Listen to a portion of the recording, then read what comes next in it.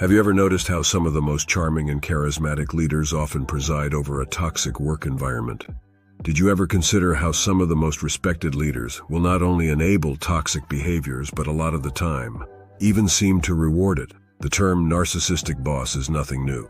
Narcissistic leadership has undeniable links to the corporate world. A more common term, workplace bully, often stems from narcissistic behavior, but can the impact these bullies have on their environment extend further than simply grabbing power and making the lives of others miserable?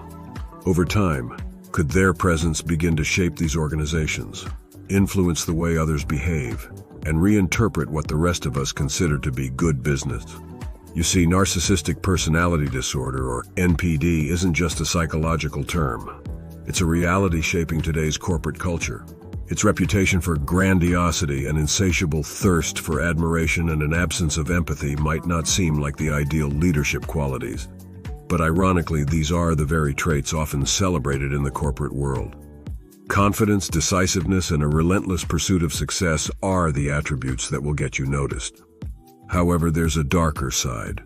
When these traits go unchecked, they can foster a toxic form of leadership, masquerading as effectiveness. This is what we're unraveling today: narcissistic leadership. In this video, we explore how corporate culture has morphed into a breeding ground for narcissistic behaviors. We take a look at the detrimental impact this can have on organizations, and we will discuss strategies to counteract the colonization of this toxic mentality. So why do narcissistic leaders often rise to the top in the corporate world?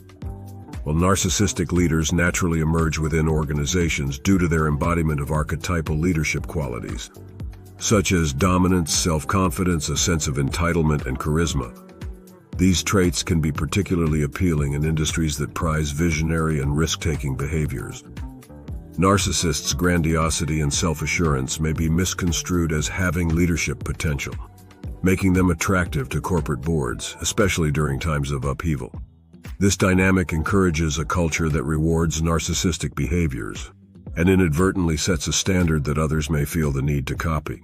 Have you ever noticed how employees often act around narcissist leaders? When a particular person asserts dominance, it isn't uncommon for those less dominant to fall into line behind them. In fact, normal, decent people may even enable narcissistic culture as a survival strategy within the corporate environment.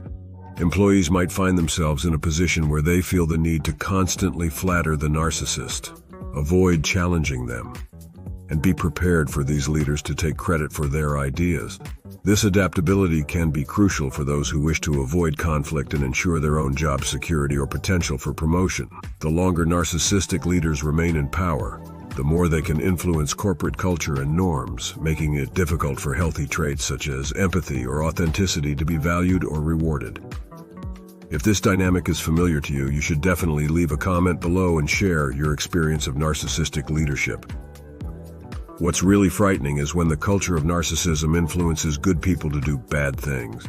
Because narcissists tend to climb the corporate ladder quickly due to their displays of power and manipulation of others, non-narcissistic colleagues observing this trend might conclude that copying such behaviors could be beneficial for their own career progression.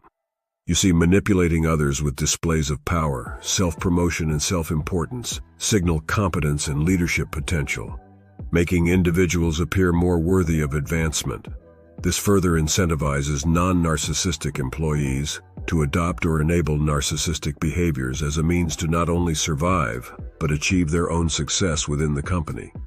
In this way, good, honest people unwittingly perpetuate narcissistic cultures. In fact, what we often excuse as being just business is a model of conduct that mirrors NPD itself. A core aspect of NPD is treating people as objects or pawns, rather than recognizing them as individuals with their own needs, wants, and traits. Narcissists are not really interested in others unless they can benefit from keeping you around. In the context of corporate culture, this dynamic is reflected when the company is viewed as the only thing that actually matters, with employees seen merely as tools or cogs in the machine. This approach often disregards the individuality, well-being, and aspirations of the employees. Like narcissists, who view relationships in terms of personal benefit, a corporate culture polluted with these traits might prioritize the company's success and image over the genuine welfare and development of its people. Employees are valued primarily for how effective they are in advancing corporate goals.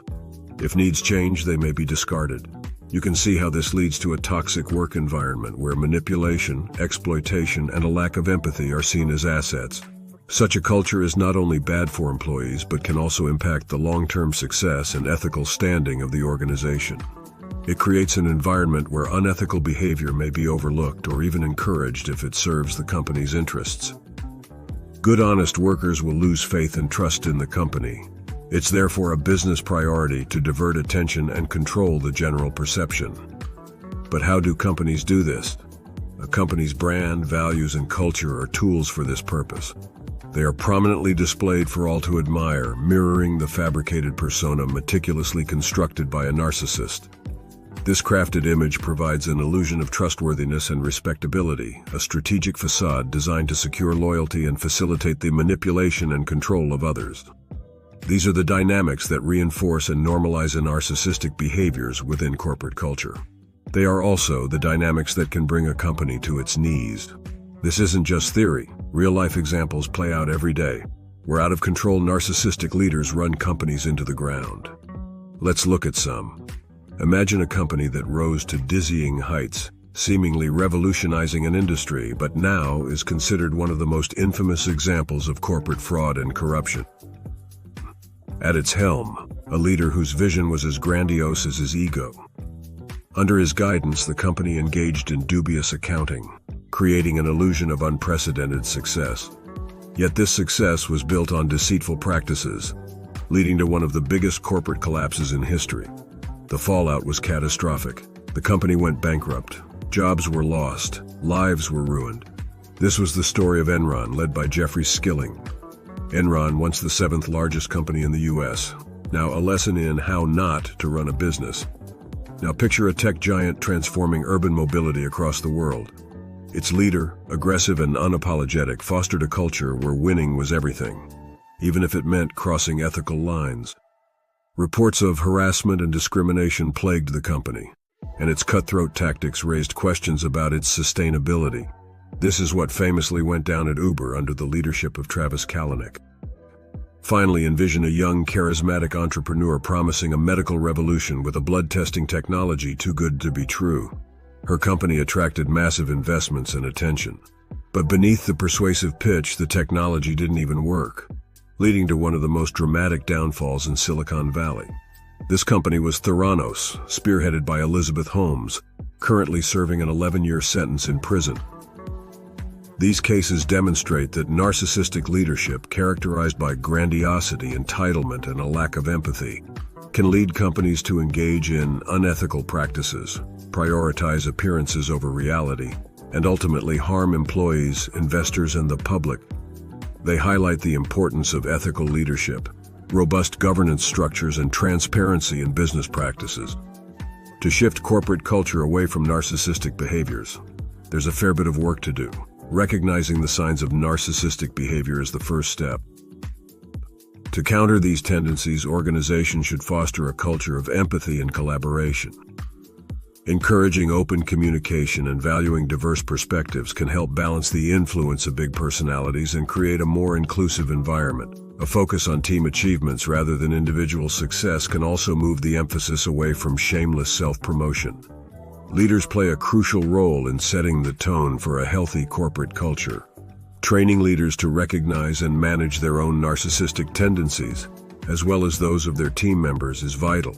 Leaders should be held accountable for fostering a respectful and ethical work environment, with clear consequences for toxic behaviors. As we gain more understanding of narcissism and narcissistic traits, it becomes easier to call out this bad behavior. After all, it's controlling, it's manipulative, and it's unfair. But as they love to say, it's just business. Give that like button a push and don't forget to subscribe. If you suspect a narcissist is running amok in your workplace, we recommend you check out this video on your screen right now.